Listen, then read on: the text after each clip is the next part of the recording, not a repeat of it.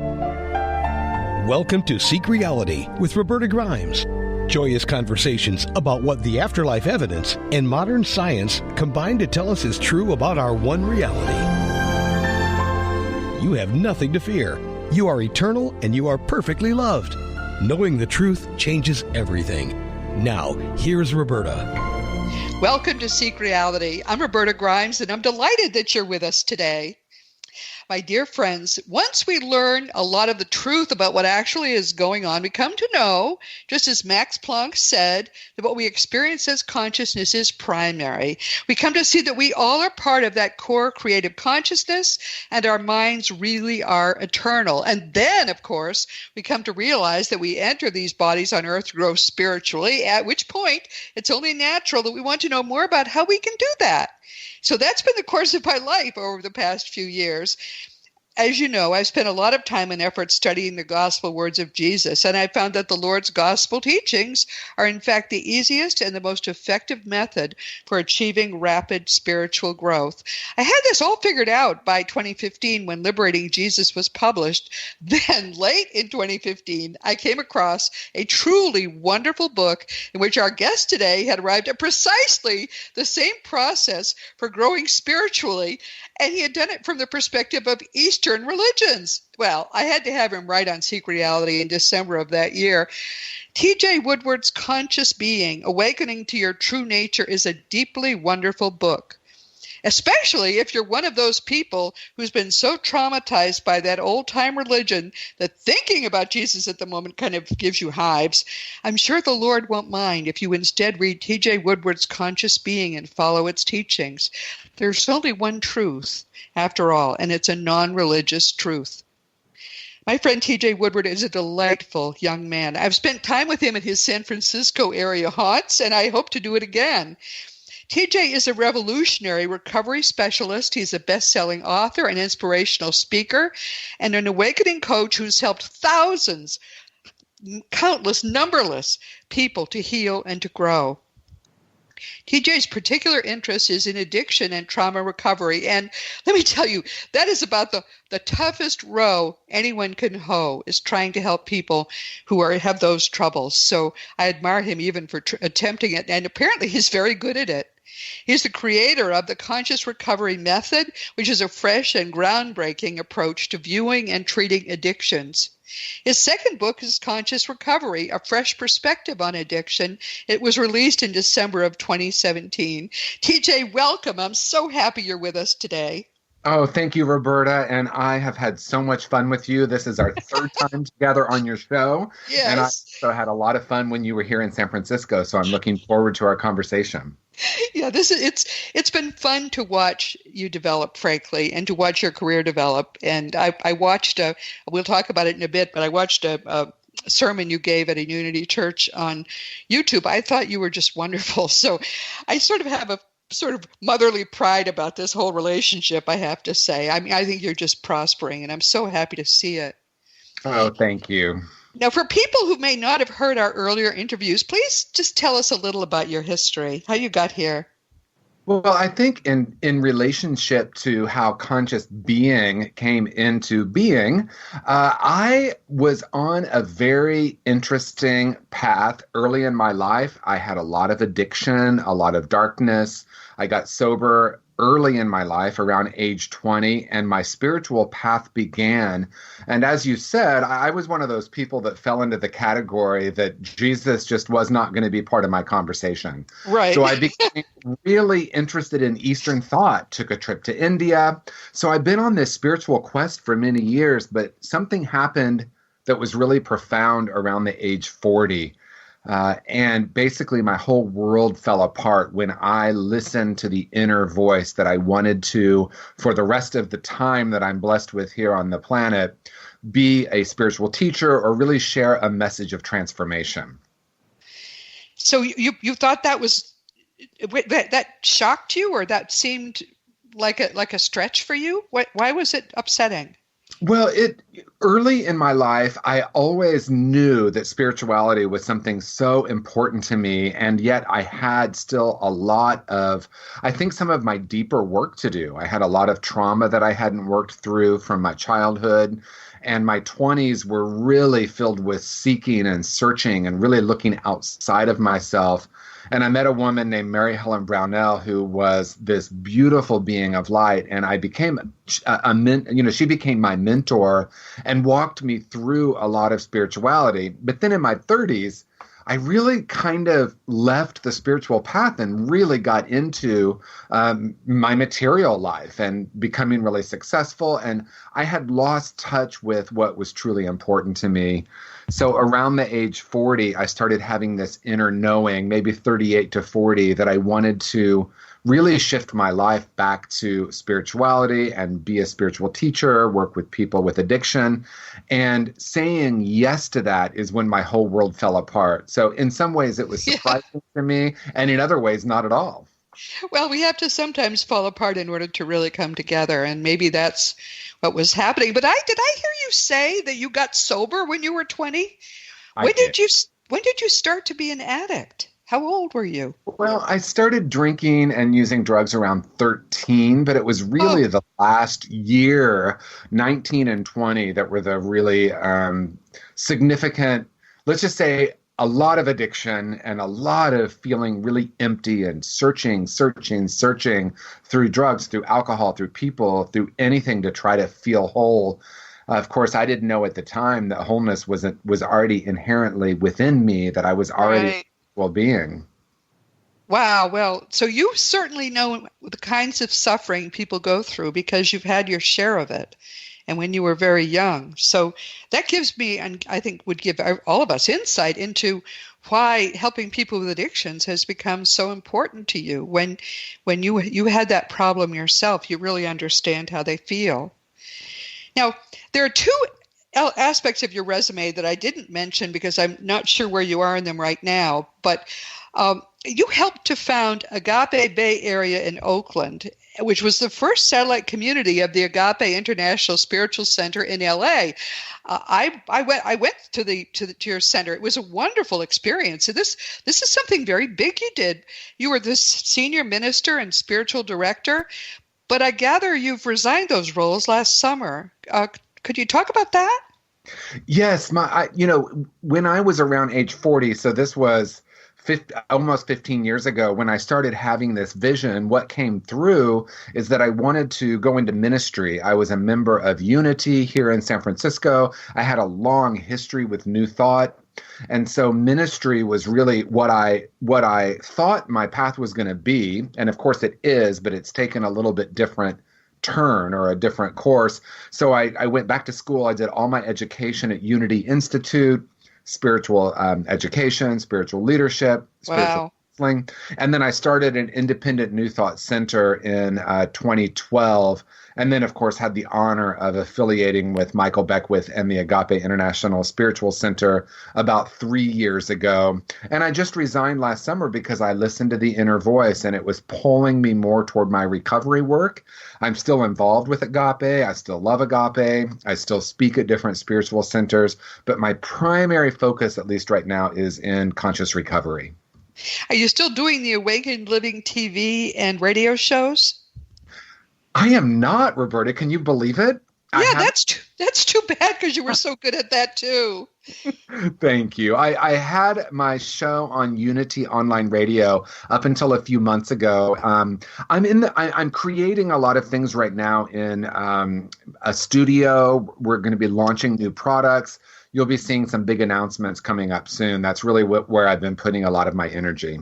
Good for you. And wise you are to realize that there's a limit to what you can do and you want to do what you can do well.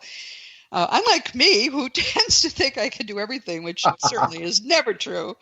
But what I'd like to do, we sort of said that today we would talk about, finding your true purpose. And that's something which the energizing power of purpose was the speech that I saw that you had given at Brentwood Unity. And I thought it was just beautiful and thoughtful and deep. And I got so much out of it. So I'd love to try to share some of those insights with listeners because I hear from so many people who say they're seeking their life purpose and they don't even know how to begin to do that. And what I tell them is I wouldn't know my purpose except gave my life to God, and then God told me what my purpose was pretty specifically. But it's already inside you, and it's not necessarily something by the world's standards that's going to be big, but it's something by the standards of the universe, the standards of God that will be big, and not with the eyes of man does God see. But what would you say to people who said to you, how do I find my purpose? Well, this is my favorite conversation, and especially right now because I am almost finished with my third book, which is conscious creation. So I'm really talking about in this book how we do step fully into our life's purpose. And you already said it so beautifully. Most of us, especially in American culture, tend to think of purpose as an activity or a role we're playing.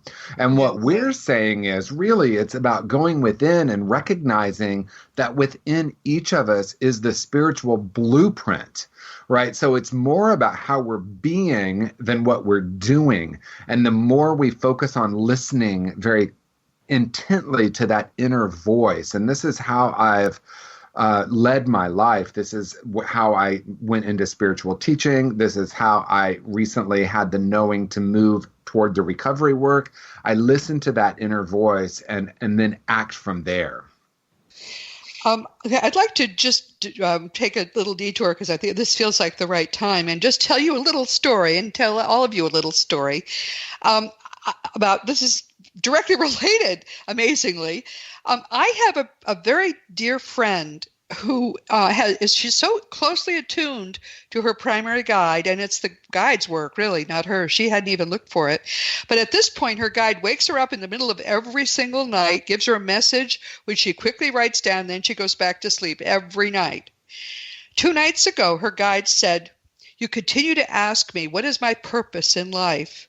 What if I told you that you have fulfilled it when you took time to talk to that kid about his life, when you paid for that young couple to have dinner, or when you saved the dog in traffic? Your problem is that you equate your purpose with a goal-based achievement. The universe isn't interested in your achievements, just your heart. When you choose to act out of kindness, compassion, and love, you are already aligned with your true purpose."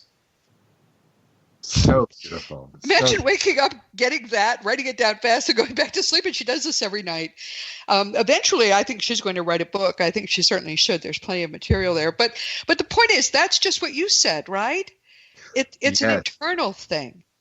Yeah, and when we really understand, when I really understood that there's an inner purpose and an outer purpose, and in my life, when I talked about my 30s, I had it backwards during my 30s. I thought that if I could achieve or become successful or reach my goals, that I could be happy and content.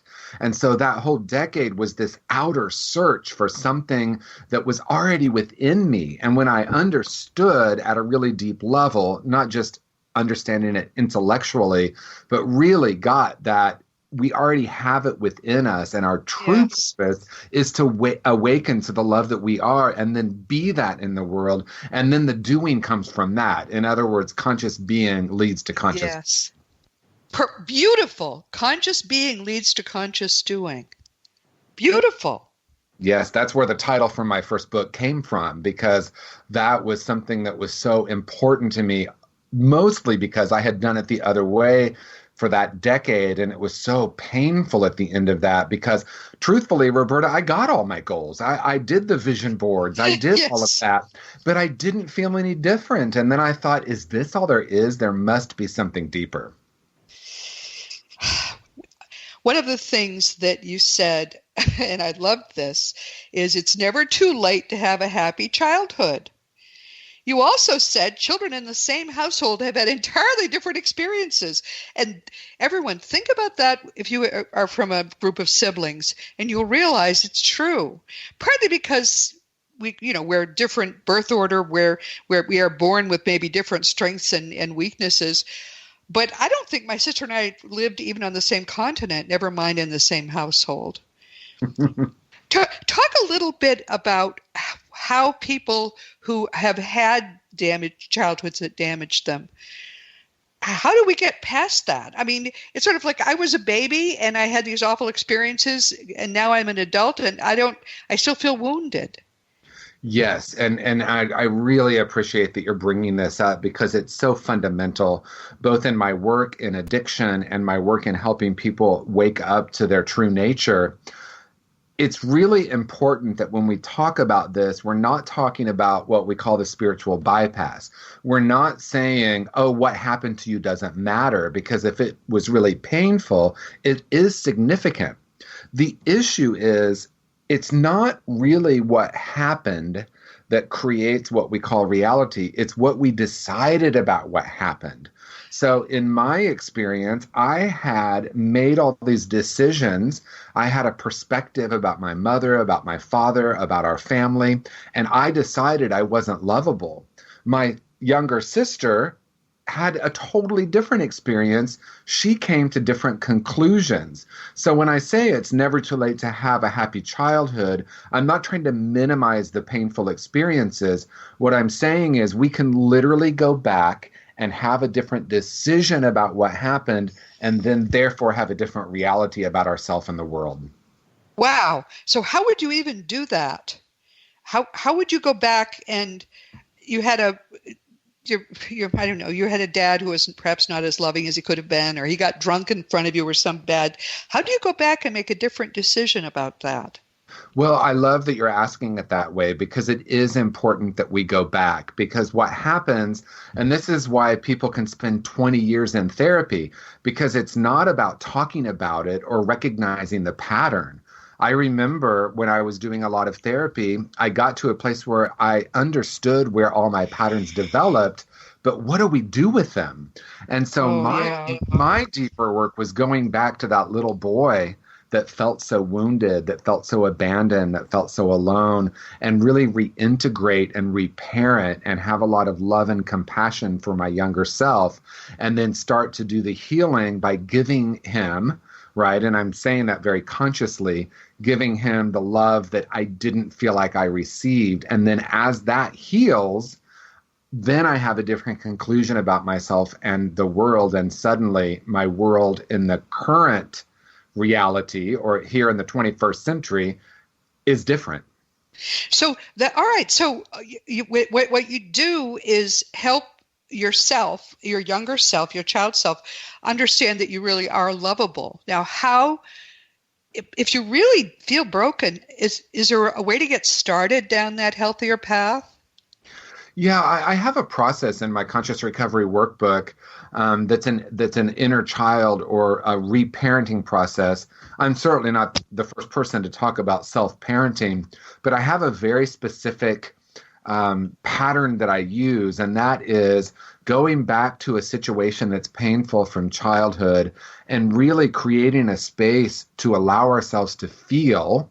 And I have three things I say to the child self, and that is, one, it's okay for you to feel that way, whatever that is. Most of us didn't get that. And then the second one is, it's safe for you in this moment. And the third one is, I'm here for you. So we're literally reprogramming and reparenting all of the things we didn't really receive as children. So you can reparent yourself. Wow, that is really a great insight.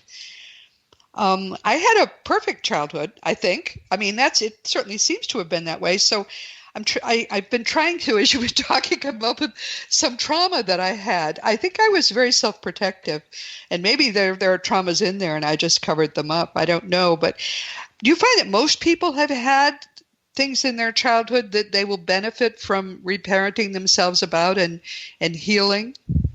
Yes, even those of us who were fortunate enough to come from really loving homes, being born on planet Earth, and I know you and I have talked about this. We come into this world as these beautiful spiritual beings filled with this information that love is who and what we are. And we come into a world that starts teaching us that's not true. That could be an experience at kindergarten. That could be something on the playground. It could be, I remember being really little. I can remember being in my crib. And at the time, we lived in a really small town in the Midwest. And my parents would go to the neighbor's house and leave the phone off the hook so that if the baby cried, they could hear it. But I remember waking up being about 2 years old and screaming in my crib because my Oh, parents weren't there. Now, some people might not identify that as traumatic, but for me, it was really traumatic. I remember feeling all alone in the world.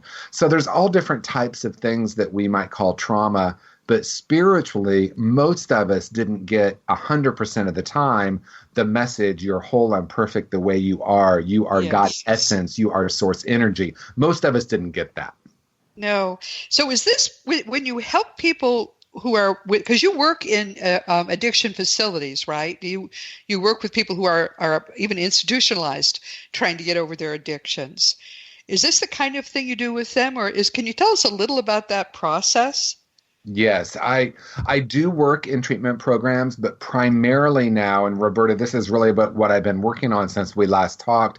I've created a whole system of care and a modality of treatment that is conscious recovery. I go into treatment programs mostly and train the therapists and clinicians on how to hold someone in this spiritual space for their healing. I do still work directly with clients, but not as much as I did before.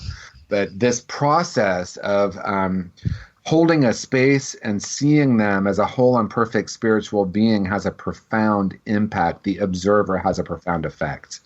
Really? So with the addiction is, in a sense, they're feeling damaged, and this is part of how they cope with it, is to have this addiction?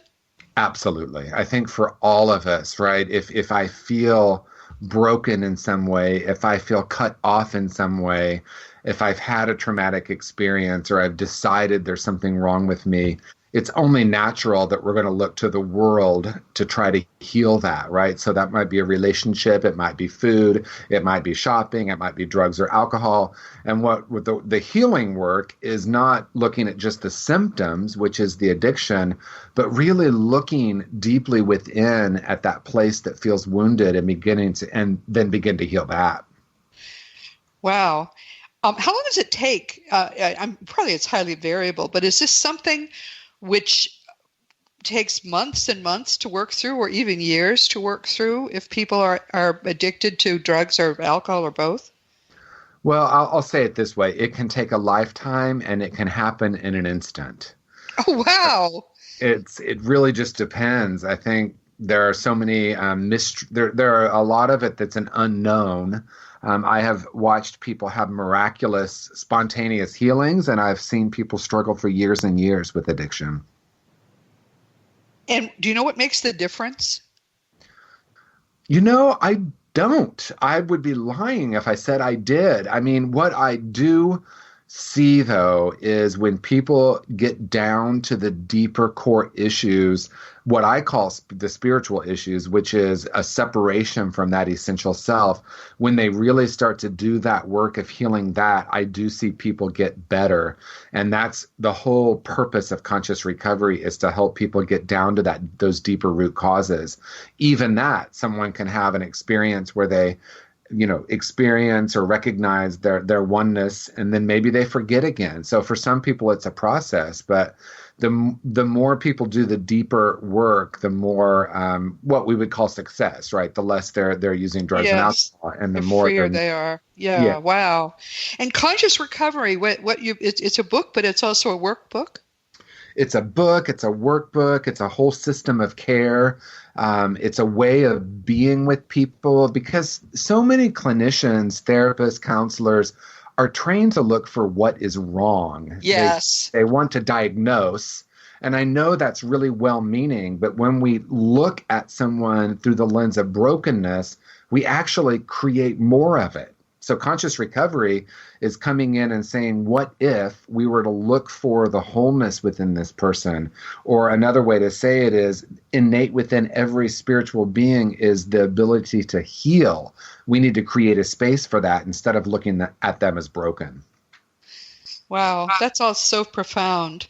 And so you're not taking, so for example, if someone says, oh, I want to talk to him about my addiction, you're not taking patients, subjects to counsel now? You're mainly helping facilities. Is that the case? It is the case. I do still see a handful of clients every week, but it's very, very small group of people. And it's interesting. I was just talking with a colleague about this today. I love the hands-on. I love watching people transform. And I also, the inner voice, that we were talking about, it became clear to me that I wanted to help more people. And the way I could do that was to train others to have this experience. Yeah, well, that makes perfect sense. Some of the things you said in that, and everyone, there will be a link to this YouTube video so you can watch TJ in action, but many of the things you said really hit home to me so much as the kinds of things people really need to be thinking about. It's so empowering when people realize that they are whole and healthy and perfect. Once they get down to who they really are, that's what's there. That is so empowering. Because a lot of people are kind of afraid to know what's in there because, as you say, they were not raised to think that they're lovable and perfect and all of that. But so don't you find it's a wonderful feeling for people when they really get that that's who they are, that perfect being inside? It's absolute freedom, and so many spiritual masters, especially Jesus, came to teach us about the love that we are, right? That love is who and what we are. Yes. And then of course, I know that's your wheelhouse. Right. So misinterpreted. And it's just amazing that the spiritual truth in so many teachings is the same. And that is love is who and what we are. When I know that, my entire life changes. It seems to me that it's easier, I would think, to get down and rebuild yourself from the inside than it is to try to tweak things on the outside, maybe make a little change in this or that thought. But to get down to who you really are and discover that who you really are is beautiful strikes me as what would make all the difference. All the difference, because we can spend years trying to work on what we might call symptoms, or like you said, like sort of the top layer, and make these small changes. But ultimately, something profound happens when we really understand essentially who we are. And then reality seems to be totally different. It may be the same, but we've woken up differently, and therefore we have a totally different experience about the world. So what would you say to someone who says, but I really want to know my purpose? Do people say that to you as they say it to me? And I'm not sure what to say to them, except if you give your life to God, God will give it back to you arrayed in roses. But other than that, what do you say when people say that kind of thing to you? Well, it's actually the entire focus of my third book. So okay, I mean, that's good. The perfect conversation. But what I'll say at this moment is that we want to carve out time to be in the silence. So many of us try to create our life from our intellect, and the intellect is powerful and useful. But when it's running the show, we're creating out of an old program. We can't do other than that. But when we tap into that God essence or that spiritual truth of who we are, we create from a very different place. So part of it is learning how to be still and really listening. So that's what I would say is the most important first step, to carve out that time each day to be in the silence and ask that inner knowing, what's mine to do today? Really, it's how am I here to be today? You said we are all perfect expressions of the one power. If that's like a mantra, if you think I am a perfect expression of the one power and sit with that in your heart, I think that would help to cleanse you of a lot of negativity. I mean, you are perfect as you are. You are God's perfect expression just as you are. I say that to people and they don't believe me, but I'm so glad you said the same thing. Yes, it's huge. And I remember early when I was doing some of this work, I too couldn't believe it. You know, my teacher, Mary Helen, would say, you're a perfect expression of God. You are a precious being of light. And I would say, who, me? And I actually even thought it was kind of arrogant to say that, right? Yes. That didn't understand yet that what she was saying is that's the core of each of us. That's how we came in. Yes. So when we really understand that and we can take that in, that's when everything changes. You said, as I am liberated, I naturally create a space for others to be liberated, which also is an empowering thought, because we tend to think it's selfish to be focused on ourselves. But what you're really saying is the way you help others is to first liberate yourself, and then you're able to liberate everyone else.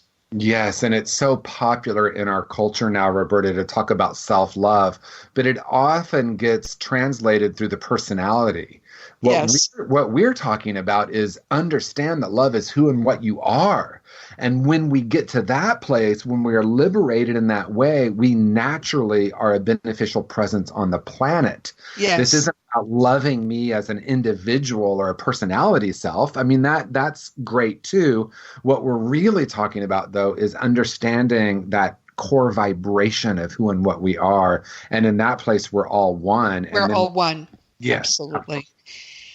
You said everything I want to heal in the world is really me trying to fix myself.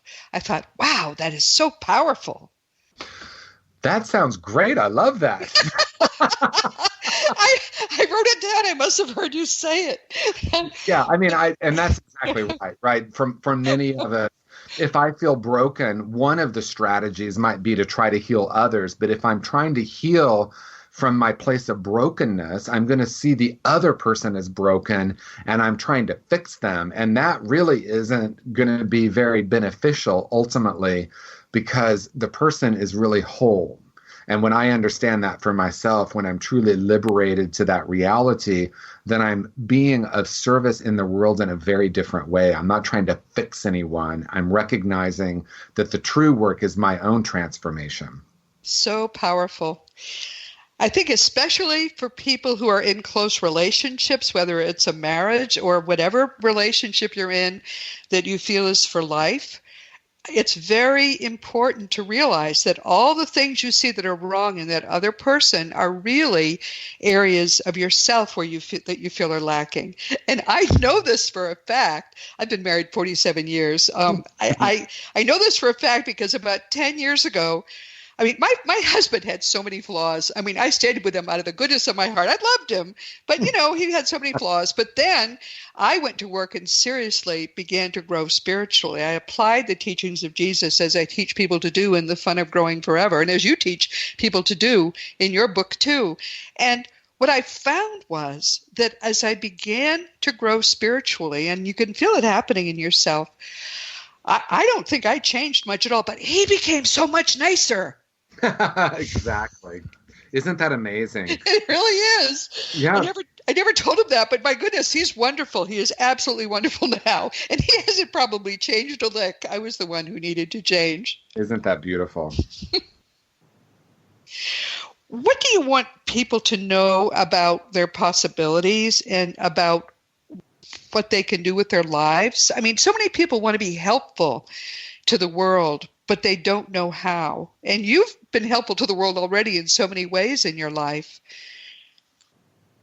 Well, I would say that I would start with going back to that message of spending time in the silence and really listening, and recognizing that we can be a profound, beneficial presence on the planet when we really understand who and what we are, right? And what I have found is when I catch a vision for my life from that deeper place, I always have more energy to do it. I recognize that I have the skills to do it. So I don't feel depleted. I feel energized. So what I want to offer to someone who's listening at this moment is to ask yourself the question, what are the infinite possibilities for my life? What if everything is already within me and it's mine to radiate? The law of attraction is really popular now, and I have shifted it from the law of attraction to the law of radiance. I'm here to radiate love. Oh, yes. Yes. I think it's helpful too if to develop a relationship with your guide, because we all have a primary guide. We also have usually a bunch of other guides too. But if something feels like it's attracting you, some career, some way of helping, or some way to just contribute in whatever way seems to resonate with you, before you go to sleep every night, just say to your guide, please help make my path clearer, what you think is best for me. And if you do that, and you do it every night for a while, the sort of avenues open up, and you'll start to get a better sense of how your guides are guiding you. And my experience has been that my own guide is much, much better at guiding me than I ever was. I mean, his ideas are much truer to who I am.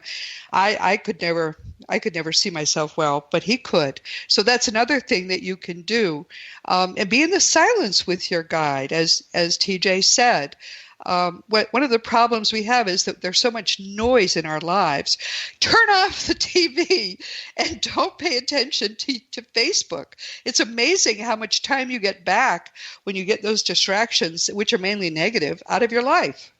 Absolutely. And I love what you're saying, because the messages are always here for us, right? And yes, it's about me creating a space of listening and receptivity. It isn't so much about finding the message in the universe. That's already all there. And that's why I've shifted from the law of attraction to the law of radiance. When I'm open, I see things, I hear things, I feel things that I didn't know existed before. And it feels like magic. It feels like we created them. Yes. And yet they've been there the whole time, because now we're open and ready to receive them. And it makes you so happy when you feel that you are in synchrony with the universe and with your own guides, with God. That synchrony is there already, but you've been fighting it. And when you stop fighting it and you yield to it, it feels so good. It's the best you can possibly do with your life. Yes. And then we come to a place, and in my journey, I'll say it in my journey, I came to a place where I said, oh, my purpose is to simply be. I thought I had to do all of this, yes, to be happy. And all of a sudden I realized joy is who I am. And then the paradox is, when I really understood that, then these messages about what to do in the world came from that place of beingness. And, my life has just opened up in such beautiful ways because of that. Yeah, it really, I think we all think this is hard. It really isn't hard. We're fighting too hard. It's really easy. It's a matter of yielding. It's a matter of trusting and yielding to the powers that are greater than you are. And they will take care of you, and they will help you to grow and to know who you really want to be. And as I say, it's the happiest you can possibly be. I've never been so happy in my life when I had, more money and all this success and stuff. That never made me happy. Even having a family isn't as happy as finding that there are ways you can help people that are unique to you, and you just have to find them. Yes. So TJ, tjwoodward.com is your website now, right? It is, yes. So just get to know my friend TJ, because he's really a delightful guy. I'm dying to see what you're going to do next. But you feel really at home in this helping people with addictions, right?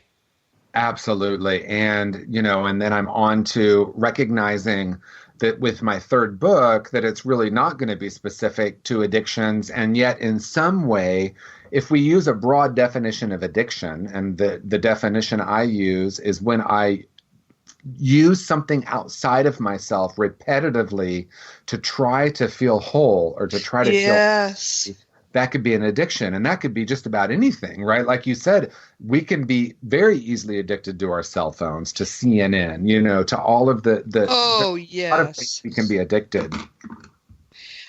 20 years ago, I decided I was just not going to watch TV anymore, and I thought I'd miss it. I thought it would be like something I'd had to wean myself away from. I never missed it the first night. I had all this time in which to read. I made phone calls to friends. I can't tell you what a difference it made for the better in my life. Never to watch anything on TV again. So I could tell you firsthand, everyone, you really won't miss it. It's just a thief of time, and it's a thief of peace as well, because right now there's so much negativity in social media and on TV. You just don't want to pollute your mind with that. You want to be at peace and happy all the time. And that's your birthright. You have a right to be happy and not to have any of this stuff get in your way. And yes, the world will go on without you. And yes, somebody will be president, and it isn't going to matter. It won't matter at all. And there's nothing you can do about it anyway. Sometimes my husband will come to me about some issue or other in the world, and I'll say to him, is there anything I can do about it? And he's, oh, no, but this. I say, all right, well, then please don't just tell me. I don't want to know that happened. I'm sure it'll be fine. And he's used to me now, so he accepts that. But don't you think that's true, that we put ourselves in the way of negativity, and that also is a thief of our own peace of mind? Absolutely. And if you look at the Buddhist definition of suffering, which is clinging and aversion, I want more of that and less of that. And if my well-being is hinged on or connected with who is president, I'm going to suffer. Right? Yes. I am going to suffer because guess what? My candidate, whoever that is, isn't always going to win. No, now, and if he does, he could do an awful job. So you'd say, oh, why did I ever want him? It's just, we get tied up in these things which we cannot ever influence, and all they're just thieves of our own peace of mind. Yeah. That's funny. And for me, there's something important to add to that. It doesn't mean we don't participate in the world. And the most profound teaching of Jesus to me is be in the world, but not of it. Yes. We can participate in politics. We can participate in all sorts of things. The issue for most of us is we believe we're participating in it because we need to fix something or change something, or we need to struggle or fight. But when we recognize that love is who we are, and this is what Jesus was saying, then we can be in the world as that, and we're not thrown around by the world, by who's president or who's not president, or what happened in the news cycle today, or what we read on Facebook. That is so profound, TJ. Be in the world, not of the world. He did say that. Yeah. And he taught people how to do that. You render to Caesar what is Caesar's, but render to God what is God's. And you are of God. You are a perfect being, a perfect reflection of the Godhead right now. And that's who you deserve to be. That's the happiest you can be. Oh, my goodness. You and I could talk for days. I'm going to come out to San Francisco, I think, just to hang around a little bit. Yes, for sure. We could talk for days. I imagine we could probably do a show for about 12 hours without a break. Yes. Well, we have other things that we will talk about other times. But you're one of those people, I think, that we'll always find something to talk about. When is your new book coming out? The new book should be in the spring. My intention is to have my part finished by December 31st, and then it'll be off to the editor and the publisher. So hopefully spring, I would say summer at the latest. Okay, well, we'll have you back when the new book is fresh out. How's that? We'll come up with a time. That is wonderful. And everyone, I'm sorry, we're coming to the end of our time. What do you want to leave people with? Is there any special thought? You've given us so many. I don't know how you would ever choose. Well, I think what I want to say is what I always want to say to someone. If no one has told you today, you are a whole and perfect, precious being. You are love. You are light. It's already who and what you are. You can call off the search and rest in this reality. Return to your original perfection. I know that's who you are. And when you really understand that, happiness becomes your way of being. And there are people now listening who are saying, he sounds just like Roberta. Well, that's the thing. When we're doing this work, we do come to understand all the same truths. Now, he came to them from Eastern religious thought, in which he is pretty much steeped. But as you can see, he also is more than noddingly acquainted with Jesus, too. It's all one set of thoughts, and it's all the truth. Well, bless you, dear. I'm so glad that you came today. And we will, again, talk in the spring. Thank you so much. Consider yourself hugged. Everyone, this has been Seek Reality with Roberta Grimes. I'm so glad you could be with us today with my wonderful friend, TJ Woodward. Please never forget that you are a powerful, eternal being. You never began, you never will end. And when you really get that, and you will, it changes everything in your life for the better. Next week, here for the second time, and by popular demand, I should add, will be Father Nathan Castle. Once in a while, we have a guest who really captivates, for some reason, the Seek Reality audience, and Nathan is one of those people. He was first with us last spring to talk about his terrific book. I loved his book, Afterlife Interrupted, Helping Stuck Souls to Cross Over.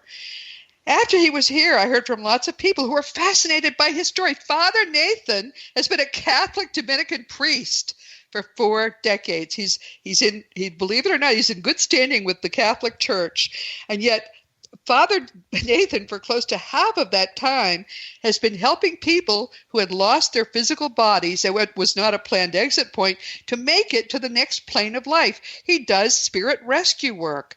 It wasn't his idea. The spirits decided he was someone who could do this well. And more than, a couple decades ago, they started coming to him with people who needed to be rescued. Now, how do people get into this position? Commonly, it happens in war. There's a lot of this work that has to go on in wartime, anywhere in the world. It happens if people are, in an unexpected accident. Most accidents are planned, but sometimes they're not. But people can then be in a position where they really can't or they won't go to the next level. And Father Nathan is one of those wonderful, saintly people who is able to attract them and help them to cross. He calls it an interrupted death experience. And I have to tell you, very little can I learn at this stage because I've spent my life doing this work. But when I met Father Nathan, I came to see this is a new phenomenon I was not aware of. And it's a huge one. The need is tremendous. So please do join us next week when we talk with Father Nathan again. You're really going to love his stories. This week, here for the third time has been T.J. Woodward. I first discovered T.J. when I read his wonderful, wonderful book, Conscious Being, Awakening to Your True Nature. I recommend it highly. It's one of the few books that I've pulled from my present reading and put into my permanent reading list to recommend to people. He arrived at the teachings of Jesus, but from the viewpoint of Eastern religious thought. And he's also the creator, as he said, of the conscious recovery method, which is a groundbreaking and apparently very effective approach to viewing and treating addictions. Now, just so you know, addiction counselors tell me it's exhausting work. It burns them out so quickly, but it doesn't seem to have that effect on TJ, which tells you something about how wonderfully what he has come up with really does work. That's where his attention is now, but he's got a new book coming out. We'll see where his attention will go there. As my friend's guide said, finding your own life's purpose may be as simple as showing more perfect love every single day as you move through the course of your life. And if you do that well, you'll find that everything will begin to come together for you. Maybe you'll need to move past some addictions and weaknesses. Maybe you'll have to mend some things in your childhood that weren't as beautiful as they should have been, but you have the power to do that. And TJ has the methods that will help you. But you do have the power to become completely and gloriously the being that actually you already are. Now, as you know, my nonfiction books are Liberating Jesus, My Thomas, The Fun of Dying, The Fun of Staying in Touch, The Fun of Growing Forever, The Fun of Living Together, and eventually very soon, and it's going to come out early next year. By the way, this book has been written for 2 years. It's entirely Thomas, my guide, who has put it off, but he says now it can come out early next year. It's called The Fun of Loving Jesus, Embracing the Christianity that Jesus Taught. There's The Fun of Meeting Jesus, a picture book for children, and we'll have The Fun of Growing with Jesus also out early next year, another beautiful picture book. You can find my books in bookstores or order them through bookstores and on Amazon.com, and the adult books are also available as audiobooks. If you want to talk about anything at all, just contact me through the contact block on robertagrimes.com. I do answer every email. And past episodes of Seek Reality are available on webtalkradio.net, realrevolutionradio.com, iTunes, iHeart, and a bunch of other places, including the wonderful, wonderful Dream Vision 7 radio family.